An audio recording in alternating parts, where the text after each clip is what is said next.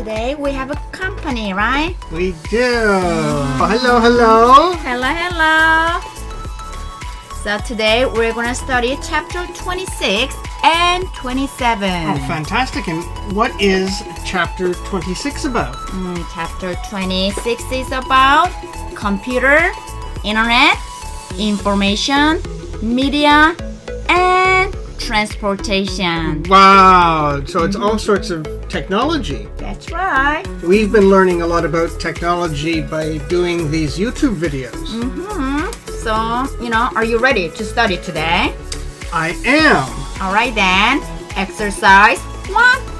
Very good. All right.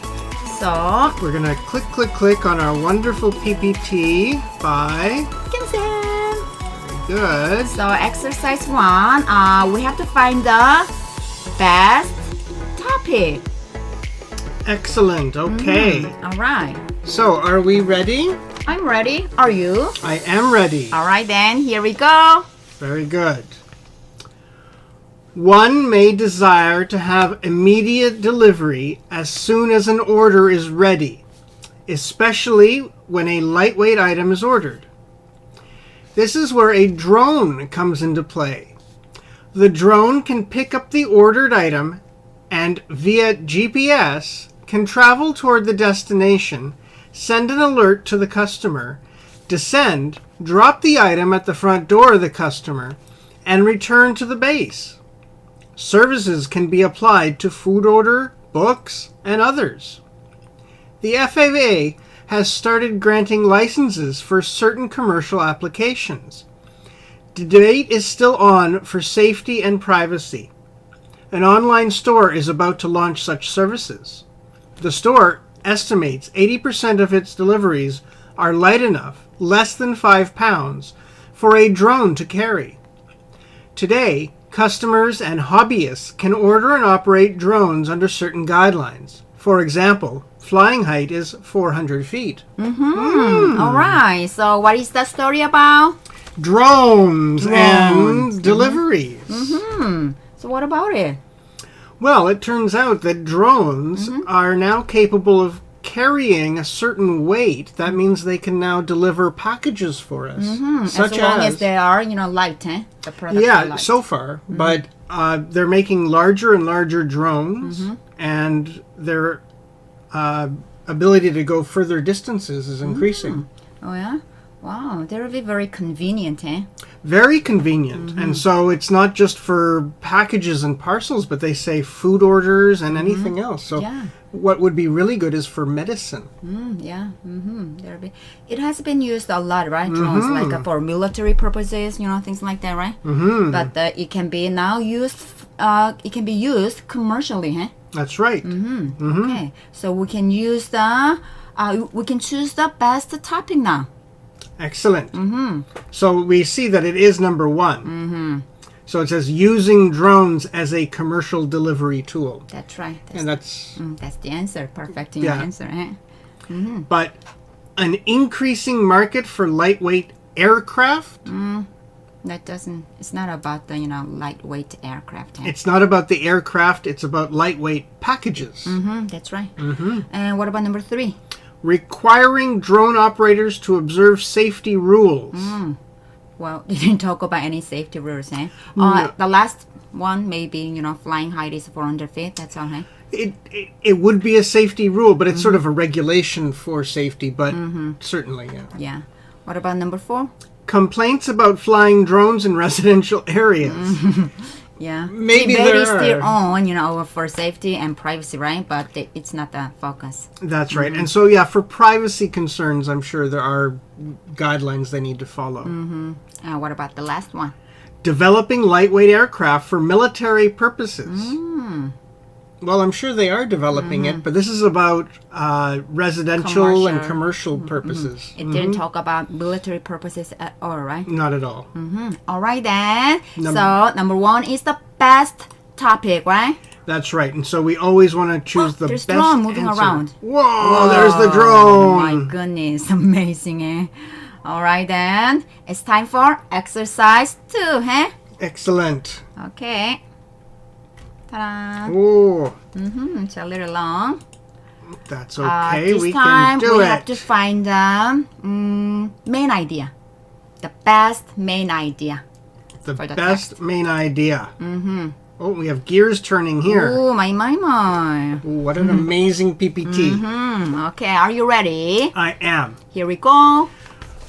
For companies with a manufacturing or industrial focus, machines, vehicles, and tools can be made smart, meaning they can be connected, data-enabled, and constantly reporting their status to each other.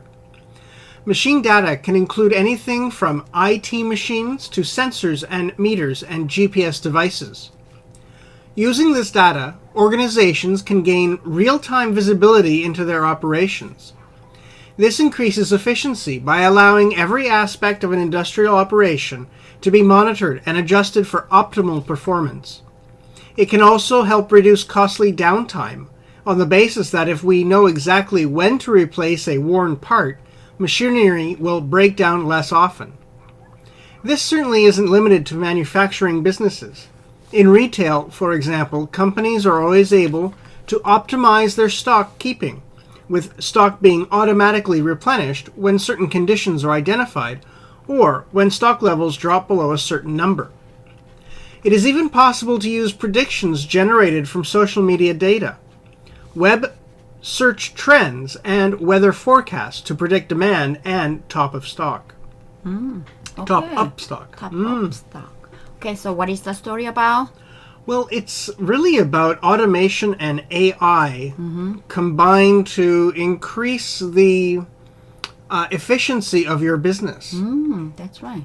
So it can be usually used in manufacturing, companies, right? And also it can be used or where? In retail stores, right? That's right, especially for, they use the example of stock. So knowing when you need to replenish your stock. And smart refrigerators do this also now. I know that if you run low on milk, for example, or eggs, the refrigerator will tell you. So That's smart, eh? yeah, the same idea here. So you know which items you need to, put more, buy more, things like that, right? That's Stock right. up, All right. So first of all, how can they benefit? It increases efficiency, right? And also it can also reduce downtime, right? Costly downtime. What is downtime? Downtime means when something is not performing or working. And When something breaks down, hey? it can be in that situation. I see. So, the example they give is if a machine breaks, there is a certain amount of time where you are not being productive. And so what will happen is these AI automated machines will warn you before a machine breaks down, when a part needs to be replaced. Oh, wow. How convenient, eh? Yeah, and so you won't have that downtime happening. The same with stock keeping. If you run out of stock, you can't sell it. And so if you run out of eggs, you can't eat them. Same with your refrigerator. So it tells you in advance. That way you're always stocked up and selling your product. And also they can also predict, demand, right? Based on the data they got. Very important, yeah. So they know when to order extra because demand traditionally goes up during holidays. I see. So let's take a look at each option, okay? So number one, it says pre-tests necessary for data analysis are for learning the basic concepts. No, not at all, huh? Yeah, it's not for us learning, it's the machines learning. And number two, companies with more dependence on data treat employees better. It's not about treating employees, eh? No, it's in fact about replacing employees. Oh my goodness. Oh my goodness. But they didn't talk about it at all. They didn't talk about that at all. And number three, a company's operation, which relies only on data, takes on greater risk. Oh, it didn't talk about the risk. No, not at all. And number four, we can increase efficiency through data-based optimization. That's exactly what it is. That's right. Efficiency, yeah. Okay, number 5. It takes a lot of preparation and effort to expand data-based businesses. To expand? No, it's not talking about expansion or... Nothing like that. No. It's all about efficiency. So that That's was right. the proper answer. All right, now time for exercise 3. Wow. So this time we have to put the story in order. Oh, and our box is very small this time. All right, so are you ready? I am ready. So we can see some game there. Oh, there's a game there. Okay. Okay. So here- we are doing BCA. Okay. Okay. Perhaps the most widely used AI technique in games is cheating. Oh. For example, in a war simulation game, the computer team can have access to all information on its human opponents, location of their base, the types, number, and location of units, etc., without having to send out scouts to gather such intelligence the way a human player must. Cheating in this manner is common and helps give the computer an edge against intelligent human players. However, cheating can be bad. If it is obvious to the player that the computer is cheating, the player likely will assume his efforts are useless and lose interest in the game. Also, unbalanced cheating can give computer opponents too much power, making it impossible for the player to beat the computer. Here again, the player is likely to lose interest if he sees his efforts are useless. Cheating must be balanced to create just enough of a challenge for the player to keep the game interesting and fun. All right, so what is the story about? Well, it's about basically how there's different levels of difficulty in a computer game. And how the levels of difficulty are created because the machine is able to cheat. And so a low level of difficulty that makes the player more likely to win, the computer does less cheating. But a very high level of difficulty, the computer is allowed to cheat more and make it very challenging for the player. So depending on their, the player's level, the cheating must be balanced, right? That's right. And otherwise, it says that the player will lose interest if it's too obvious that the computer has an advantage. So even though they make efforts, they know they're going to lose anyway, right? That's So- right. So the game is not fun at all, But once the player becomes more and more professional, then they want the computer to challenge them, and so they give it more of an advantage. Okay, so the sentence in a box, right? What does it say? So it says, the widely used AI technique cheating. So it talks about cheating, right? So, and then B talks about the examples, right? So it says examples of how it's able to cheat. Cheating in this manner. It's Right? common, right? But it can be also bad, right? So C comes next, right? That's right. Cheating can be bad. So it has positive, negative, right? Why it's bad? Because players, they're not gonna try, right? If their effort, if they know their efforts are useless, right? That's right. So, and then they will lose interest, right? And then A talks about what? So the clue here is again lose interest. Yeah. So C talks about that too, right?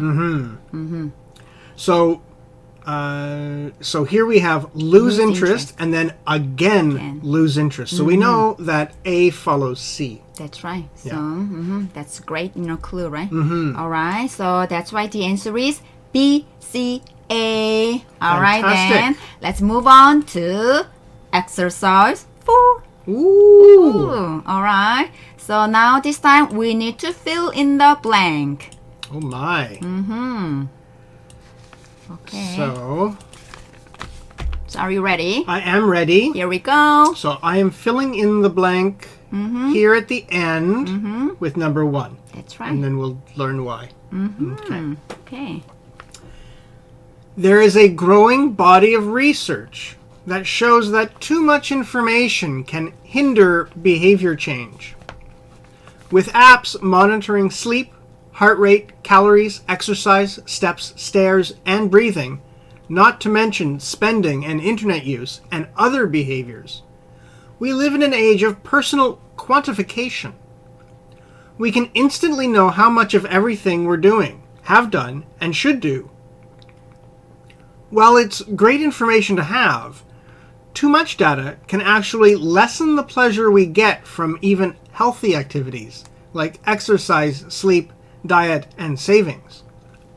As data accumulates, and as we have to make an effort to measure, track, and think about it, the activities themselves can move from lifestyle to work. As a consequence, our motivation to engage in these healthy activities drops. So, even if the data would help us understand what we should do, too much data defeats our desire to do anything about it. All right, so what is the story about? Well, it's about how technology is now used through these applications to watch and monitor and create a database of our behavior. And it really started, I think, with health, like how many steps you take a day. And health-related apps, right? that's right. And then the smart watches rate your heart rate and your biorhythm. And then it's apps that follow how much you are spending and saving, so your finances, it's how much you're eating or how many calories you intake. That's right. So those apps can quantify everything you do, right? That's right. So it can be very useful information, but too much information can be what? Well, it makes it not pleasurable anymore, or it makes you feel like it's a stress, a work-related activity now. So you lose interest in it sometimes, you know. That's right. But you're losing interest in something that you tried to better yourself at. Because sometimes, you know, I walked for an hour. Oh my God, I exercised a lot. But the app says I walked only 5,000 steps. It's only 5,000 steps, you know. And So you get disappointed. Yeah, it's only worth of, eating pizza, one piece of pizza, you know. You lost the calorie of eating one piece of pizza. So that's why it says too much information can hinder behavior change, right?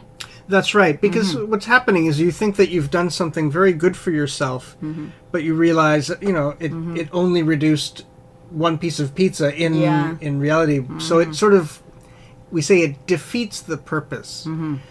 You went from happy about your effort to disappointed when you should have stayed happy. So that's why we can find the answer easily then, huh? So too much data defeats our desire to do anything about it. That's right. Instead of restricts the discovery of useful knowledge. No. Distracts our mind from daily responsibilities. No. So it becomes barrier to effective communication. Makes it difficult to deal with unexpected emotions. So the key here is we didn't talk about emotions. We didn't talk about communication. We didn't talk about responsibilities. Knowledge is a good distractor because it is giving us knowledge. But restricts the discovery of useful knowledge. It's not quite what it's about. That's right. So if you know what the text is about, you can find you can easily find the the answer, huh? That's right. Okay, so that's it. That's right. So we're going to move on to chapter 27. Good. And what is chapter 27 about? Chapter 27 is about psychology and interpersonal relationship. Oh, fantastic. Very good. So we'll look at exercise 1, chapter 27. That's right. So exercise 1, we have to find grammatically incorrect one. Ooh. Ooh. Oh, The brain is working hard. working hard. Wow. All right then. Oh, you can keep that there so we can keep watching the brain. Yes, working hard. So are you ready? I'm ready. All right then. Here we go. Neuroplasticity, the process of retraining our brains and creating new pathways, is beneficial in helping us find forgiveness. Neuroplasticity helps us change our well-worn pathways of unforgiving anger and grudge holding that we developed years ago into more positive feelings and thoughts.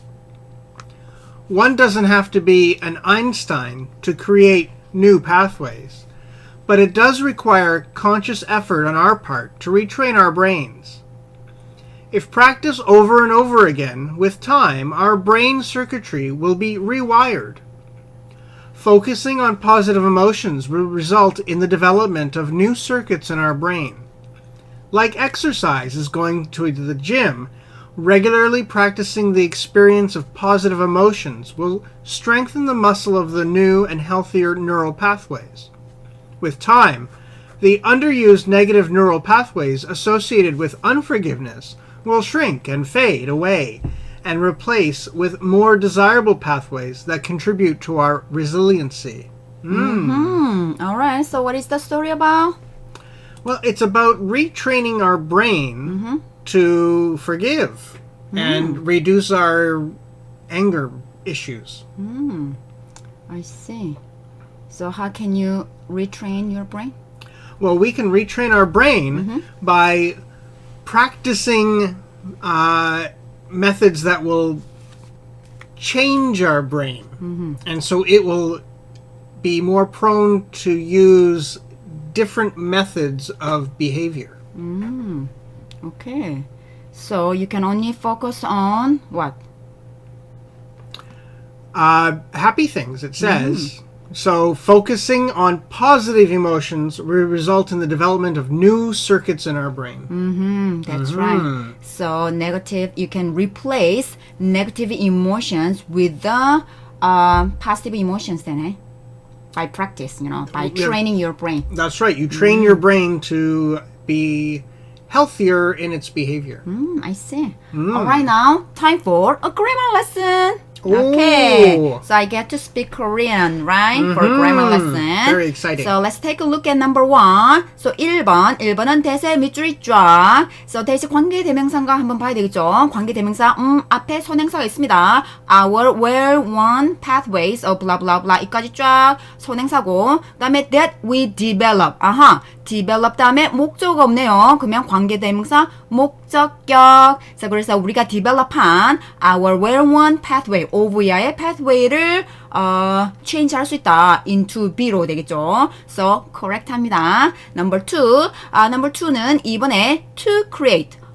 to create의 밑줄자. to 부정사의 부사의 문법인가 한번 볼까요? So, one doesn't have to be an Einstein. So, one은 일반적인 사람을 나타내죠. 자, 사람들은 doesn't have to be an Einstein. 아인슈타인 같은 사람이 될 필요가 없다. 사람 앞에 on이 있으면 뭐뭐와 같은 사람이라고 이해해주면 됩니다. 그래서 아인슈타인과 같은 똑똑한 사람이 될 필요가 없다. 뭐 하기 위해서? To create new pathways. 새로운 경로를 만들기 위해서. No problem 해. 그래서 to 부정사의 부사적 용법 뭐뭐 하기 위해서. So, correct 하고. 그 다음에 number 3. Where is it? Practiced.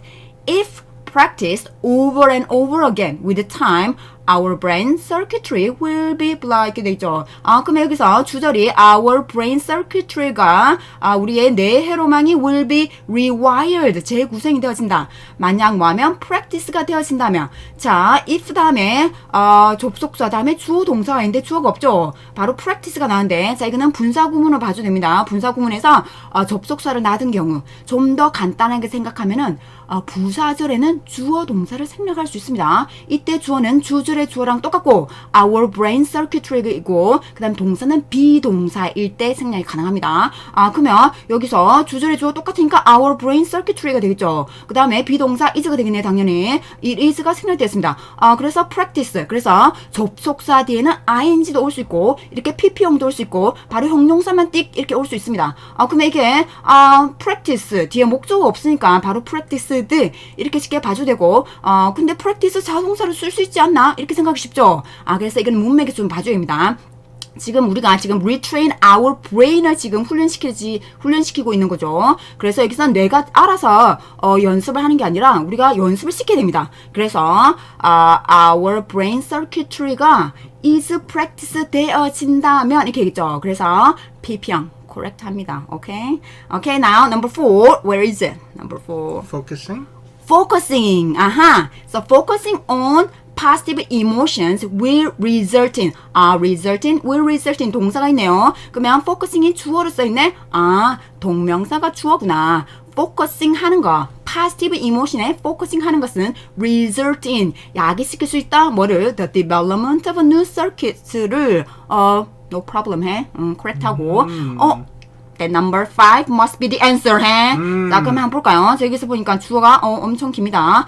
The underused negative neural pathways associated with unforgiveness. 자, associated가 디소시하니까 일단 이 이하는 좀 버려버리고. 자, 이러한 네거티브한 neural pathway는 will shrink하고 and fade away. 같이 묶어서 봐주면 됩니다. 이건 두 개. 그래서 shrink하고 fade away 해준다. 그리고 replace 한다. 얼핏 보면 굉장히 자연스러워 보입니다. 병렬 구조를 이뤄서 그 다음에 shrink하고 fade하고 and replace는 맞는 것 같죠? 근데 replace는 무슨 동사?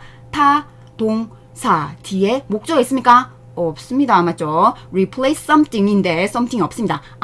그래서 이 neural pathway가 경로가 replace 알아서 replace 된 게 아니라 replace 되어진다 이렇게 돼 있죠. 맞죠? 그래서 replace는 타동사 replace A with B. 그래서 A를 교체하다 with B로 되겠죠. 그래서 이 목조가 주어로 간 경우죠. 그래서 네거티브한 neural pathway가 be replaced. 여기 will에 걸리니까 be replaced with a more desirable pathway가 되죠. 그래서 we need to replace with a be replaced.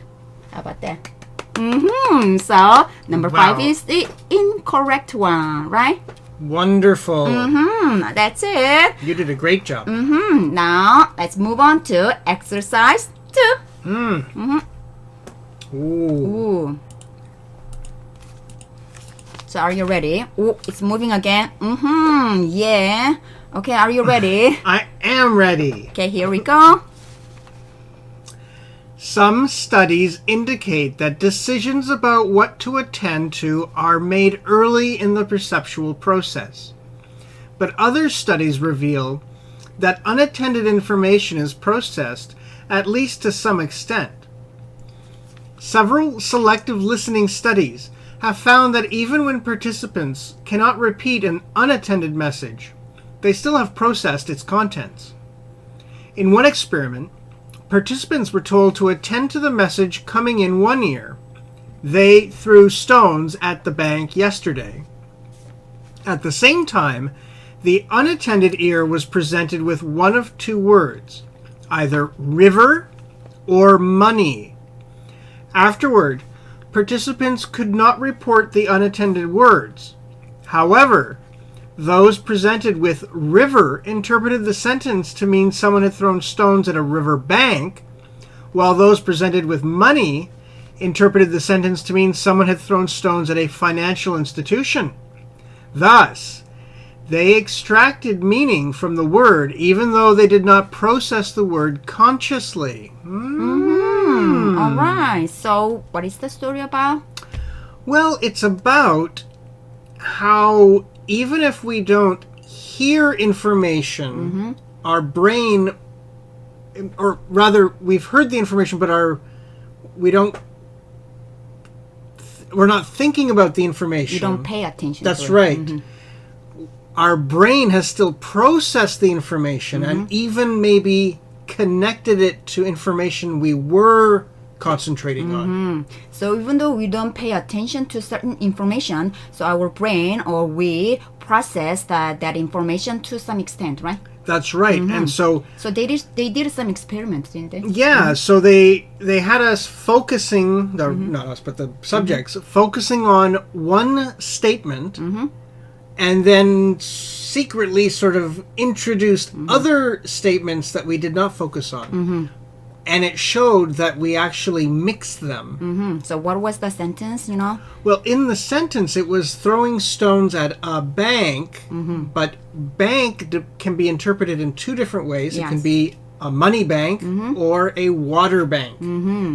And so bank means the side of a river. It's called 강둑 in Korean. Or a bank is, as they say, financial institution. Like 은행 in Korean. That's right. And so the information that they secreted to us was the word river or the word money. And it actually influenced how we interpreted the sentence we were focusing on. So the person who heard river but didn't pay attention, right? They interpreted it what? They interpreted the sentence sentence? to mean water. The river bank, eh? Yeah, they're throwing rocks into the water. So those people who are presented with money, they translated that sentence into what? We're throwing rocks at a building. That's right, building the bank, right? That's right. And so it's very interesting because it means that our peripheral, and that means things that we don't see or focus on directly, is information that we are taking in. So you don't process the word consciously, right? But subconsciously, maybe. It's you are going in, processing, yeah. the word, eh? So we can find the answer then, eh? Oh, So, did not process the word consciously. can you read that last sentence then? That's right. So thus, they extracted meaning from the word, even though they did not process the word consciously. So they process the word unconsciously, eh? In a different way. Okay, so the answer is number 4, eh? Perfect. Excellent. All right. So let's move on to exercise 3. Very good. Okay, so this time we have to find the best title. Oop. Click, click, Click, clickety. Do we have picture too? We have a picture. It is not moving though, so we can go. Keep your mental self-image current. Okay. Okay. Okay, then are you ready? I'm ready. Here we go. Although changing your mental image of yourself is not easy, it is possible. To do it, remind yourself that a photo captures but a moment in time linked to a particular environment and communication context. Each picture you shoot, however, reveals a somewhat different you. Photos are frozen in time. People are not. We change from moment to moment, person to person, year in and year out. Thus, while our memories are important and help us construct our sense of who we are, we need to keep the mental picture we carry with us current. By doing this, we will be better able to discount images that no longer accurately represent us, and thereby avoid focusing on what psychologists refer to as regrets. The lost lives, lost selves a person could have lived or been if she or he had done a few things differently. Okay, so what is the story about? Well, it's about not living in the past. And they use the examples of photographs, that the person who you used to be is no longer the person you are. So photos are frozen, but you change, right? Every day and every year. That's you know? right. So they say a photograph is only an instant in your life, and you should not dwell on the past. You should live in the moment, the current. So it is possible to change your mental image of yourself, right? That's right. By doing what? Living in your current position. So you can discount, ignore the images that that in the past maybe. That's right. Okay. That you don't like anymore, maybe. That's maybe. Okay, so what is the best title? So it does have here, keep your mental self-image current, which they say, and free yourself from regret, which they also say. I see. All right. So see your mental images through your own lens. Not quite that. Goodbye regrets, how you can reshape the past. It's not about reshaping. Goodbye regret is okay, but But you don't change the past. yeah. Magic of believing, how mental pictures become realities. It's not about imagining yourself differently. Yeah, it's not about believing. It's about actually seeing yourself differently in the current situation. Discarding negative mental images to achieve the impossible. No, they're saying it is possible. Yeah, it is possible. Okay, so that's why number 5 is the answer, right? Very All right, good. then let's move on to the last one, exercise 4. Ooh. We need to put the story in order. Let's see, we need to get this in the right size and clickety. So, try and get us here. Okay, so are you ready? Sure, we're going to do CAB for our order of the puzzle. All right, here we go. Imagine that we see someone we trust or like. They are eating at a restaurant, and so we decide to eat there too. This is a social influence on individual behavior. It could have arisen in 2 distinct ways. We could have been looking for somewhere to eat and taken the person's presence in the restaurant as a reliable indication that it was a good place to eat. Alternatively, we could have had no prior intention of eating at a restaurant, but we identify with this person and the group that he or she belongs to. They are part of our set, and so we decide to eat at this restaurant too, as this is what our group does. In the one case, the behavior of others transmits useful information about how best to satisfy our desires, and we act on this information. On the other, our desires or preferences are influenced by those we associate with, and that is why we follow what they do. All right, so what is the story about? It's about how we make decisions based on social influence. And it says there's 2 types of reasons. One is it satisfies our desire, and the other is it meets the need to be part of a group, to fit in.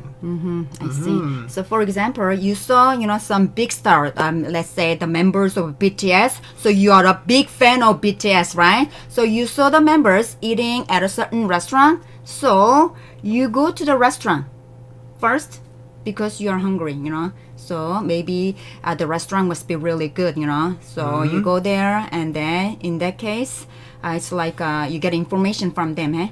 That's right. So you're already hungry. You want to go to a restaurant. You hear that BTS went there, and you think, well, they're famous. I bet that's a good restaurant. So you go there to eat. And the second case is like, even though you're not hungry, you are a member of, BTS fan club, right? So you identify yourself with that person, those, BTS, right? That's right. Members. So you go there anywhere, even though you're not hungry. That's right, because BTS fans eat at that restaurant. So you do what they do, That's right. The only reason you go there is because you're a BTS fan. Okay, wow. So let's find the answer, okay? So the sentence in the box, it talks about the social influence on individual behavior, right?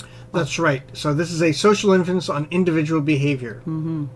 And C is because it outlines there are 2 distinct ways. Right? So one way is like to get information, and then A says alternatively, right? So when do you use alternatively? Alternatively could be like on the other hand, or in another way. When there's only 2 options to use? More commonly 2 options, but it could be more. I see. Yeah. So the another example is like when you identify with them, right? You go there, and B summarize the 2 things, right? In a way. So in one case means the former case is right, and the other means the In the other. in the other means like the latter case, right? That's right. Okay. Very good. So that's why the answer is C A D. Wonderful. Oh, those were fun chapters. All that's about right. technology and psychology. Psychology, yeah. Alright, so that's all for today. It's time to say goodbye. Take care. Take care.